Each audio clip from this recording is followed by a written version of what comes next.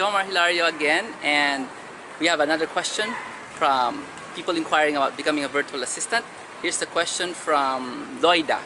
It says, ano ba ang virtual assistant? So simply put, ang virtual assistant po ay isang tao na parang empleyado, nagtatrabaho siya pero yung kanyang boss, kliyente, wala sa opisina niya. Wala din siya sa opisina, nasa bahay siya. Ang tinatrabaho ng virtual assistant ay yung mga bagay na nagagawa sa loob ng computer. So isip kayo, ano ba yung mga nagagawa? PowerPoint, graphics, images, writing, graphics, ano pa ba? Editing, pagko-confirm ng mga booking sa airlines, kung ano-anong mga pwedeng gawing bagay, kasama na Facebook, Twitter, Instagram, na pwedeng gawin sa computer, yan ang trabaho ng virtual assistant. So isipin nyo mabuti, empleyado na nasa bahay, pwede nang tawaging virtual assistant yun. Kaya siya tinatawag na virtual assistant kasi virtual na sa internet. Assistant, meron siyang ina-assist na company. Now, hindi siya katulad ng assistant na PA, personal assistant, personal alalay, executive assistant. Hindi po yun ganon. Isipin nyo na lang, kaya siya tinawag na virtual assistant kasi pag nagsimula ka sa kumpanya, ang tawag sa'yo ay the following: marketing assistant, HR assistant, IT assistant, production assistant. Lahat may word na assistant kasi hindi ka pa manager. Yun lang yun. Okay? So thank you for the question, Loida, and this is Jomar Hilario for Virtual Assistant Answers.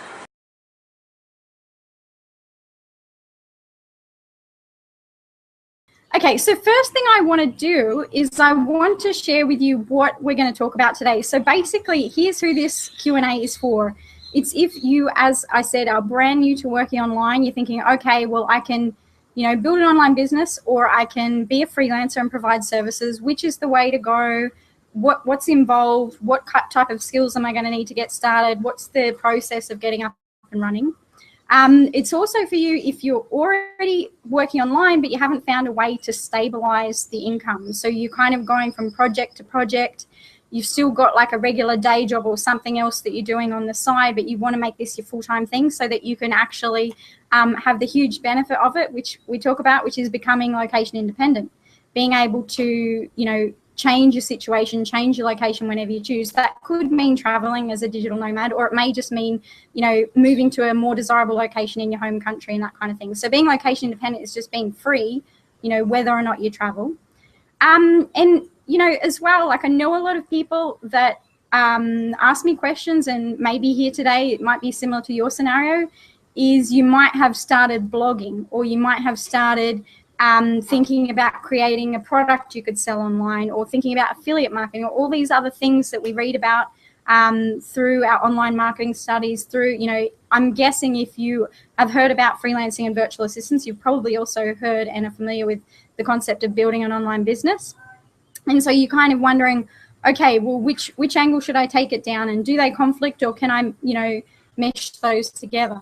So I want to kind of cover all those things for you today. If you're in any of those scenarios, if you are, wanting a job and you're just wanting to have a second income for the household, but you know that it, it doesn't make logistical sense to be spending hours commuting for that, hours getting ready, hours buying corporate clothes or, industry specific clothes, and you just want to get on the computer, get your work done, get paid, and get back to whatever else it is you do, whether it's caring for a family member or kids or studying something else. So that is basically what this is all about, because, in our personal story, we just felt such an incredible sense of just relief and freedom when we figured out that, oh my gosh, services, you do the work for an hour, you get paid an hour. It's like, it was, a light bulb moment. It's becoming more and more normal now. So a lot of people understand that this is just how it works. It's just like getting a job, a regular job, but you're getting it online. But a lot of people, it's still kind of a new concept. It's a bit out there. So want to kind of cover all those bases today. Okay, so here's what I want to talk about first. The services that I really feel are your best bet for getting up and running with a stable income that doesn't have the drawback of that, the feast or famine freelancer cycle that is often one of the things that people are concerned about, quite correctly so. And so I want to talk about why this particular class of online services allows you to not fall into that downside of working online. Okay, so what are the services that online business owners need help with at the moment? They're things like web design and graphic design, which are the obvious ones that comes to people's minds. Things like writing, so content writing for blogs, writing in the sense of sales copy for sales pages and landing pages, etc. Writing for larger pieces of content like ebooks and programs and courses, etc. So you've got the design and the writing, and you've got administration, so all of the things that you would traditionally consider as being the role of a virtual assistant. So document formatting, calendar management, scheduling, inbox management, dealing with those administrative personal assistant types of things. And then you've got this class of services called online marketing support, or I call it online marketing implementation services. And basically what's involved in that, and you may be familiar with that if you've read any of the blog posts on VA Lifestyle Design or if you've watched any of our videos, but the components that are involved in that are things like blog management, email marketing, so where it's the newsletters that these businesses are sending out to their audience on a weekly basis or often more frequently, or the automated series of emails that they send to people when they've requested either a demo or to find out more about a particular product or service, etc. So the email marketing, social media management, which is just huge right now, like that is a career in and of itself, becoming a social media manager, or a community manager is another term that role is often referred to as. Landing pages, so by that I mean the specific pages that have one focused purpose. They could be sales pages, they could be webinar registration pages, they could be pages that are offering a free content offer, what's referred to as a lead magnet. They could be a thank you page that someone lands on after they sign up for something. It could be, a whole range of things that are communicating a client's offer that they have to their audience, whether that's a free offer for content or a paid offer that they can purchase something. So what happens is when the client puts their online business together, they get a web designer, they put up their website, they get their web presence out there, they list their products or their services. That's normally done, in one big go as they're launching their business. Then there's ongoing tweaks and maintenance to that as they upgrade or they change what they're offering. But there's always this ongoing need for these specialized pages that sit aside from their main website that are helping them to put those offers out there into the marketplace. And that is often in the realm of virtual assistants and online marketing support freelancers, rather than how it was traditionally, say 5 years ago, or even less, 3 years ago, where you're always going to your web developer or your qualified graphic designer to do those. And the reason is because there has been this huge development in the ease of use of online tools. So things like landing page creation tools like Lead Pages, Unbounce, Instapage. These are the names of these software tools that are making it really, really user-friendly for people that don't know coding and don't know traditional, web programming languages, to actually just have a really user-friendly interface where they're the ones actually creating these pages. And it works well for online business owners because they don't have the same turnaround time that's often involved in coding things from scratch. And it works well for you because it can add to your ongoing source of work. And then the other thing that I would include in there is customer support. So you would have seen online people doing product launches for new offerings that they have, whether they're physical products or digital products. And customer support is just a huge part of that goes on behind the scenes. And when you're helping people with proofreading their blog posts, publishing their blog posts, proofreading the content of what they're offering, you have this intimate understanding of what that business is all about, and you're in the best position to do a really good job of providing customer support, because your client knows that you know exactly what's going on. They don't have to train you from scratch because they've kind of been giving you that orientation by default when you've been helping them with all of their online marketing, their blog posts, their social media posts, their landing pages, etc. So the reason that these online marketing implementation services are what I really feel passionate about people getting started with is because they tick two boxes. One is they offer a really high perceived value to the client, so your potential clients. So because the clients have a direct connection in their mind between, oh, okay, I get this sales page up and then I can launch my product and then money starts coming in through PayPal. They have a direct connection between the work that you're doing, implementing their marketing plans, and the growth of their business and the growth of their revenue. So therefore, your services have a higher perceived value. Now, quality administration, if you're a virtual assistant solely focused on administration, you can still be charging the same rates as someone that's offering these types of services that I was just talking about now, the online marketing implementation, if you're communicating your services in the right way. But what I've found is that you need more experience to communicate effectively as an administrator to get the higher rates. Whereas as an online marketing support person, you can be charging those higher rates quite early on in your freelancing career because of that perception of value. And the other reason is because you have this ongoing nature of the work, okay? So you have the ongoing nature where it's like, okay, we need the blog posts every week. We need the social media posts twice a day on Facebook, 5 times a day on Twitter, 2 times a day on LinkedIn, whatever it is. And it's the same with all the other things. You've got this ongoing nature where you can become someone's internal team member. You're still your own, you're still a subcontractor, you're still a freelancer, you're still running your own show, doing the work on your terms, but you're perceived as this internal team member whilst still having great lead times on what you need to do. Because, with administration, sometimes it gets to the fact that, okay, I need this document formatted this afternoon, or I need, if you're helping someone with scheduling or calendar management, that often has to be done on, a daily turnaround. So it's more like a traditional job. Not always the case. You can do administration as well with those good lead times, depending on the services you're offering. But the ongoing nature, as opposed to being project-based, so where it's like if you're designing graphics or you're customizing website themes, those are projects where you're constantly out there pitching for the next job or the next client. And this is where people can get tripped up in the transition process because there's the unbillable component of reaching out for work kind of carries on because you're going from project to project to project. It's not until you're charging the premium rates that you can make the full transition and quit your job or quit whatever it is you're doing. Whereas with online marketing support, you've got that high perceived value, but you've also got the fact where clients are just handing more and more work over to you every day because it's not project based. You can just hear a beep in the background.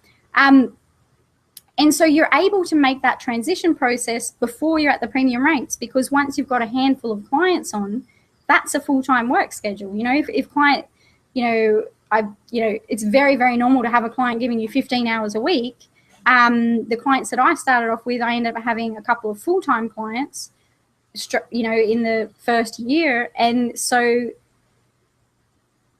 but you say if you're doing 15 hours, it's only a handful of clients before you've got a full work schedule if you want to do it full-time. Or if it's part-time, it's a couple of clients, etc. And once that's there, then yeah, sure, clients can drop off, but it's not like this project to project thing where you're like, okay, where's the next income coming from? Where's the next income coming from? So that is exactly why I am so passionate about online marketing implementation services. And what are some other ways that you could describe that? Okay, some other ways that is described as being a techie VA, a techie virtual assistant, which means you're a virtual assistant. It's kind of giving that indication that you don't just do administration and personal assistant or executive assistant type work. You also do these techie things, which is not coding or programming. It's just knowing these systems that are the software systems that are used to create landing pages, to manage, the back end of WordPress without needing to build a WordPress site, but to manage the content, to schedule social media events and how to integrate those systems. So it can be called a techie VA.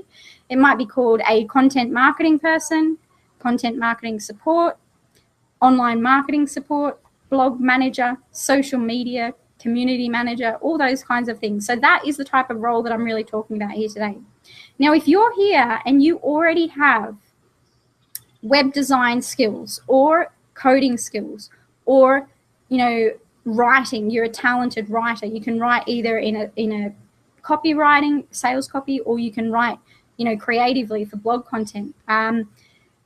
You don't need to throw away those skills because you can incorporate them with online marketing implementation to boost your value, to boost your work volume, but avoid going project to project like you traditionally would if you were just offering writing or just offering, graphic design. And it's like I said before, it's because the client perceives you as that internal team member that knows how all the pieces of the puzzle fit together. And that is what they're really paying for. Like, I've seen so many clients that I've worked with where there's been other team members outside of our team at Grease and Media that just know one thing. Like, they just know how to schedule the social media, but they don't want to touch WordPress and figure out how to do a blog. And if that's the case, they might have some work, but often their work is patchy, or they're like looking for new clients, etc. But if they have a range of skills where they know, okay, well, I proofread the blog post, then I find an image for it, then I schedule it to publish, then when it publishes, I grab a snippet from it and I post it in our buffer social media account for our client, and it gets posted out. Then I check the inbox and I see if anyone had any questions about that blog post and I reply to it. When you can do that, when you can integrate what you're offering instead of everything needing to be delegated to you step by step, the rate that you can command jumps significantly. And the reason is because the client is not paying for your time or your skills. They're paying for their time. So what that means is if they're out there either consulting or coaching or selling digital or physical products, and they can make so much by business development or speaking with a coaching client, and they know that their time is completely freed up, they're not having to either be on there delegating, oh, can you do the social media post like this? Can you do the blog post like that? They can just give you a system, get the processes up, and then you can take it from there. Then you're freeing up that time and you can comfortably charge a higher rate because they're willing to pay. Very different to if you're just doing, one thing at a time. Okay, so I hope that makes sense. Now, I'll share with you as well a few tips for making that transition process between your 9 to 5 or whatever type of job or your situation is right now, and or even just freelancing, but you're on a project basis and you're trying to get it to this ongoing stable income.